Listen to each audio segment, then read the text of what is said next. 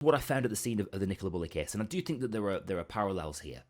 Because fundamentally, we like answers as humans. We like structure. We like narrative, beginning, middle, and end. We also like to feel like we have control over something. The sort of sands are moving beneath our feet a lot at the moment. Things are changing. We're gripping onto whatever we can to feel like we have some balance and some control in our lives. And we also like a sense of community. That Facebook group is going to be giving people a sense of community. I mean, it's completely wild. We'll come on to why I think that is in a minute. But it also kind of gives you that sort of dopamine hit, that sort of chemical thirst that your brain has for being part of something and also being rewarded for it. And then when you sort of combine all that with the fact that truth is very messy and very difficult, we like to feel like we're filling the gaps with often complex but ultimately sort of simple solutions. You know, it is a more simple explanation, for example, that 5G spread COVID, or that a missing person is being kept somewhere and you can find them, than the messy, random, existentially terrifying reality, which is that we are all vulnerable to viruses and that we don't know where somebody has disappeared to. The search for a missing British teenager, Jay Slater, in Tenerife has entered its 6th day. His disappearance has seen more than 500,000 people join a Facebook group that's begun posting really quite bizarre, insensitive theories about what's going on. People have also flown to Tenerife, ostensibly to help with the search. Some are posting videos and commentaries on social media, on Facebook and TikTok. It is reminiscent of the case of Nicola Bulley, who went missing last year while walking her dog near the River Wyre. Times Radio's Darryl Morris followed that story and how it was really engulfed, overtaken by social media sleuths, I suppose. Darryl's with us now. Hi, Darryl.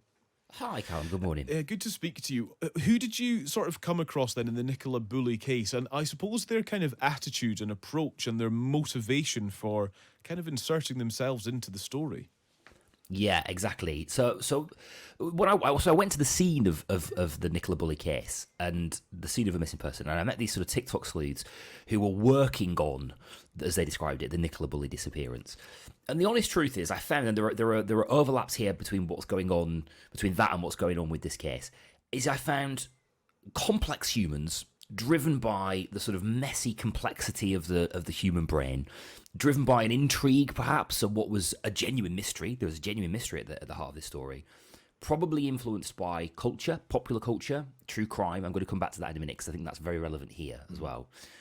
Coupled with a desire, perhaps, for a sense of purpose and belonging and community, and an appetite for the dopamine that getting a large following and videos to the tune of, you know, tens of thousands, hundreds of thousands of views gives you.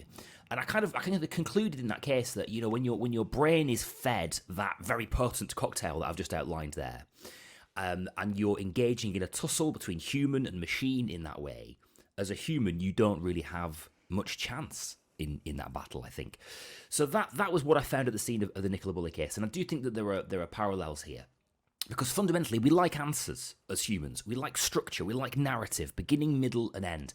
We also like to feel like we have control over something. The sort of sands are moving beneath our feet a lot at the moment. Things are changing. We're gripping onto whatever we can to feel like we have some balance and some control in our lives. And we also like a sense of community. That Facebook group is going to be giving people a sense of community. I mean, it's completely wild. We'll come on to why I think that is in a minute. But it also kind of gives you that sort of dopamine hit, that sort of chemical thirst that your brain has for being part of something and also being rewarded for it. And then when you sort of combine all that with the fact that truth is very messy and very difficult, we like to feel like we're filling the gaps with often complex but ultimately sort of simple solutions. You know, it is a more simple explanation, for example, that 5G spread COVID, or that a missing person is being kept somewhere and you can find them, than the messy, random, existentially terrifying reality, which is that we are all vulnerable to viruses and that we don't know where somebody has disappeared to. Yeah. Let's just have a listen to Andrew Knight, who we spoke to on Breakfast this morning. He runs a car rental company in Tenerife, and he told us why he had decided to get involved in the search for Jay Slater. Yeah, it's just part of my nature, but also so many people messaging, asking for help, asking for things to be shared. And for me, heading up there is not too far away, so I wanted to try and head up and do my part as best as I could. But yeah, it's very extreme up there. It's about 45 minutes away from where I am in Los Cristianos. It's a very remote area to get to. It's not easy to get to by bus or taxi. So yeah, I headed up on Thursday. So, Darryl, I think that speaks to some of what you're talking about there, that kind of sense of wanting to be involved, almost feeling an obligation to be involved. When you talk about the influence of true crime, what do you mean by that? Because true crime is more obvious, more apparent by way of documentaries or podcasts or whatever than ever before. What does that do to us?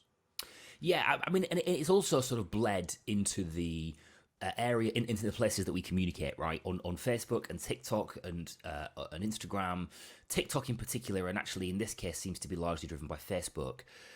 There is a sort of well of content of basically true crime documentaries, right, which are sort of effectively filmed by individuals rummaging through bushes, trying to find something, trying to solve a crime, trying to solve a mystery, and they are incredibly popular and they do brilliant numbers for people, right?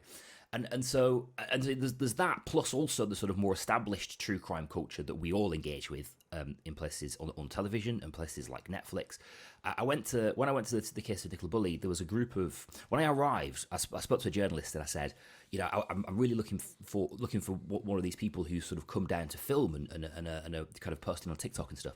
And he said, oh, you want to speak to those girls over there, the grief junkies. And I thought, blimey, that's a heck of a term, isn't it? So I went over to them, and there was a group of young girls with bobble hats and Costa coffee mugs. And I said to them, what are you doing here? Are you just here for a look? Are you rubbernecking? Are you a grief junkie? And they said, well, if I'm a grief junkie, then what are you? Because you're here as well. And she pointed at the bank of cameras of established news outlets up on the riverbank, and she said, well, what are they? Are they not grief junkies as well? Is the news not grief junkies as well? Is popular culture not grief junkies as well? And, obviously that there's a complicated answer to that, but there's probably a grain of truth in it. And that sort of bleeds into the way that people think and act. And I also think there's sort of, particularly in this case, I think there is a sort of content culture which is converging with all of those complicated human instincts that I talked about there.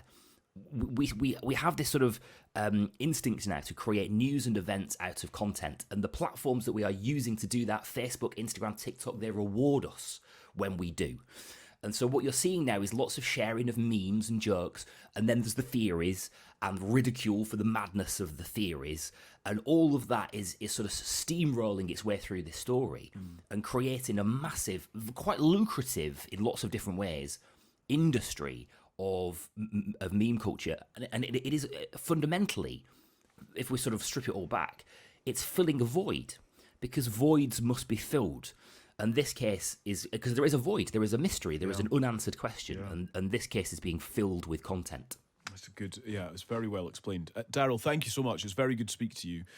Thank you for your insight on that. And Darryl will be on Times Radio tonight from 10 o'clock as well, with a first look at the front pages and deep dives on the day's news and what you need to know over the course of this weekend. That's Times Radio's Darryl Morris.